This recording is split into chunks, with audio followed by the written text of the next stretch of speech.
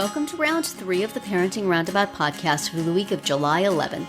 I'm Terri Morrow, and I'm here with Catherine Haleko. Hello. Nicole Eridix is away this week. We miss her. Hey, Nicole. Come back. We're moms of teens and young adults, and when it comes to parenting, we've been there, done that, bought the t-shirt. But we're still waiting for that day when we'll reach the finish line and have no further need to lay down in a dark room with a wet rag over our eyes, worrying about something or other. Wednesday is complaint day here on Parenting Roundabout, and quite often we complain about our spouses. But Or today... at least I do. I may have said a thing or two as well, because it's just, when you're talking about family, that's kind of what you do. But about a week ago, I had my 32nd wedding anniversary on July 7th, and it made me think all sorts of fondly about marriage. And so I thought maybe we would flip the script here a little bit and reflect some on marriage and maybe say nice things about our spouses. It could happen. It could. I was in a discussion about marriage on a website recently, and the upshot of what one person was saying, and she wrote very compellingly about it, is that marriage is hard work. And a lot of people agreed that, yes, you have to work hard at it, you have to keep working at it, and I'm like, a lot of hard things have happened during my marriage. Infertility was hard, adoption was hard, dealing with kids' special need was hard. Being married wasn't that hard. Being married was like the refuge from the hard stuff.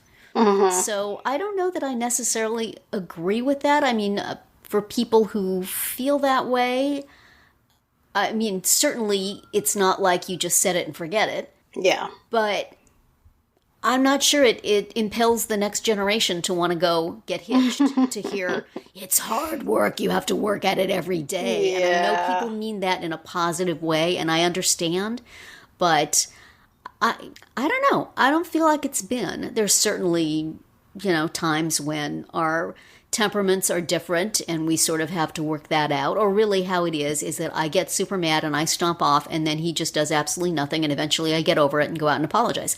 So it works for us, Yeah. His job is to just not react. Right.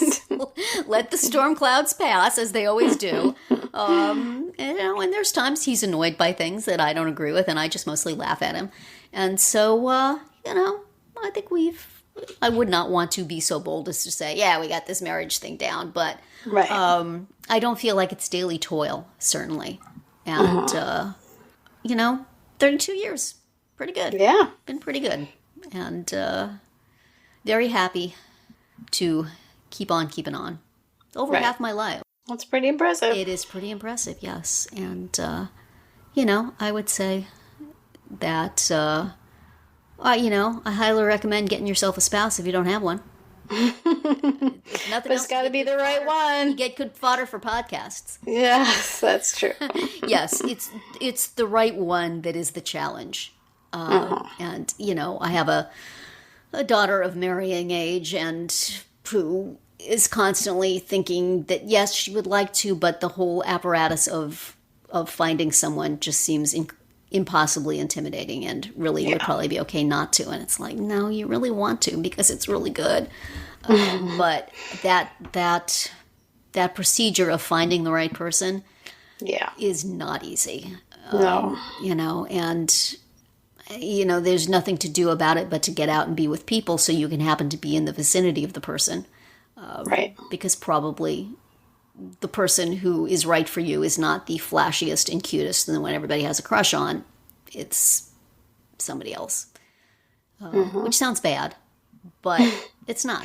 It's like, it's like you're finding your puzzle piece, and maybe it's not the flashy one that's part of the picture. Maybe it's a little piece of blue sky up in the corner, but if that's what fits with you, that's the piece you need to find. Right. So that doesn't sound super romantic to a young person. And it also sounds like, how many pieces are in this puzzle? Is this one of those 1,000-piece puzzles? Is the rest of my life? Is this one of those ones that they don't show the picture on the front of the box? Yeah, it can be a little intimidating. I understand. Yes. I understand. Especially if you're hearing that it's hard work and everybody gets divorced and, look at these fools on television having bad marriages and why exactly would I want to get involved in that? And my parents are married and they're happy, but they keep kissing on each other in the kitchen and it's embarrassing. Maybe I could just skip this whole thing. It's embarrassing. Yes. We do sort of enjoy PDAs just to mortify the children. It's so fun. See, we're still doing things together this far. Exactly. at this late stage. So, Catherine, what are your reflections on marriage here? What was your last anniversary? The last one was 21. 21 years. You're like yes. your marriage as an adult. It's an adult of drinking age. Yeah. Yes, exactly. That's impressive. Yeah. I don't know if I have any super, profound thoughts about it. Get yourself a podcast so that you can have a space to complain if you need to.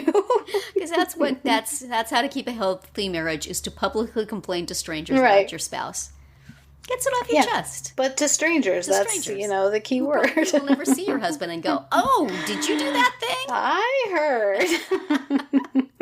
I have to edit the podcasts at home, and it's like sometimes I'm sitting out in the living room editing stuff and my husband's watching baseball or something, and it's like, oh, can't edit this episode here. Yeah, I'm going to put some headphones on.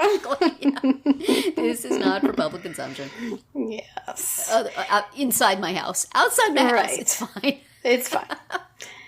Yeah, I think, some of the work that people always refer to certainly has to do with, like, the compromise that it takes just to live with another person. That is true. Because I think that can be hard sometimes. My husband actually recently had COVID, and so he had to be isolated, and I was like, got my bed to myself. Got this TV to myself because he keeps sleeping all the time. I usually work in the dining room, and quite often, he's there in the kitchen doing this or that, and I am listening to it whether I want to or not. So, yeah, some space is, at least for us, helpful from time to time. Yeah. It's just the thing. Yeah. There's definitely people who, you've been working at home forever, yes. And I have for quite a while too. And your husband at various times has been around or not. Yes. And I don't know, you seem to be cool with it. He makes me meals and brings them to me, and makes me coffee and drinks and brings them to me. So that's a very nice thing. Right. And generally then just sits on the couch and watches TV. Or reads the paper and doesn't. Every now and then he'll sneak in and bug me and distract me, and that's okay. But usually you welcome the distraction. But certainly that's very recent. When we were first married, I think we were both working. And but our schedules were worked out well together, and it's just, it's just always felt more like a support system than something having to. Goodness knows it's been 32 years since we first figured out how to live together, right? And those brain cells are dead. So it's been keen all along, every minute. It's been right. The adults living in the same house thing comes in now with my 2 adult children. Right. Because a lot of the stress between my daughter and my husband is just roommate stress. And I try to explain that to them, and they don't get it because neither of them has ever had roommates outside their family. Right. So, my husband was living with his parents until we got married. He was in his mid-30s, and people say that like it's a bad thing now. But you know what? He had enough money in savings to put a down payment on a house. I had barely enough to pay for some of the wedding expenses. So, a lot to be said for not, paying rent and roommates and all that stuff. So, right. But, it does take a certain negotiation. And I feel like we've weathered that pretty well. I can't think of anything we've really had conflicts over. Because also I mostly get my way, so that's helpful too. Right, I was just going to say, if you want a dog, you just wait him out, and then eventually you just get the dog. There is fortunately not that much that he really cares about strongly. So if I do, yeah, and if we wanted a dog, we would have it. I mean, if I was ready for another dog, we would have a dog. If there was a dog at our animal shelter that looked like the right one for our family, we would have a dog. Right. Currently, there is a 75-pound pit bull mastiff mix that they're trying to unload. And man, dog's got a sweet face, but that dog weighs probably twice as much as you do. So probably not a good idea. That, but it's a little too close to what I weigh for comfort, let's just say. And I think that he would take me for a walk, possibly on his back, and do whatever he wanted to. So it's like, oh man, I'd like a dog, but buddy, I think you're not that too one. much dog for us. And other than that, it's mostly cats. So yeah, so that is an area where I have overridden his strong desire to not have a dog 3 times now. And probably will happen again. So, well, sometime in the next 32 years, it might happen again. I would think so. Yes, it's just all it's going to take is a female lab mix at the shelter. At the shelter, then maybe a small German Shepherd. That's what we got from the Bergen County Animal Shelter. Yeah, a small German Shepherd mix. Yeah, we had the first dog we got from the shelter here was a German Shepherd, an older German Shepherd, and she got cancer and passed pretty quickly. But man, was she a sweet dog! Yeah, she was just the sweetest, and people were afraid of her, and I had to just laugh, like, she just wants to drool on you and leave some healing. Right? Really, she bears you no ill will. But now we're talking about dogs instead of our husbands. Yeah. Maybe that's a different kind of. A different kind of loyalty right there. But somewhat less long-lasting. Yes. Husbands don't leave kibble in your boots usually, so. No. Unless mine is, and that's... Oh, maybe he's messing with you. Yeah. This is how you keep him. That's his way of having fun after 21 years. After everything else falls away, children, you play little tricks on each other. Yeah. It's delightful. Exactly. And gives you fodder for your podcast. So that's right. Why the heck not? And Nicole, who is not here this week, also has a long-standing... I think she's between us in terms of number of years. But, and she, like me, will offer the good-natured complaint, but but deep down, we know. Love them. Yeah. Yeah, and we're grateful that they let us talk about them, or at least don't ask too many questions. Right. About what we podcast. That's right. So that will be it for today's round 3. Tune in tomorrow when we'll obsess about annoying our kids. So back to our regular topics.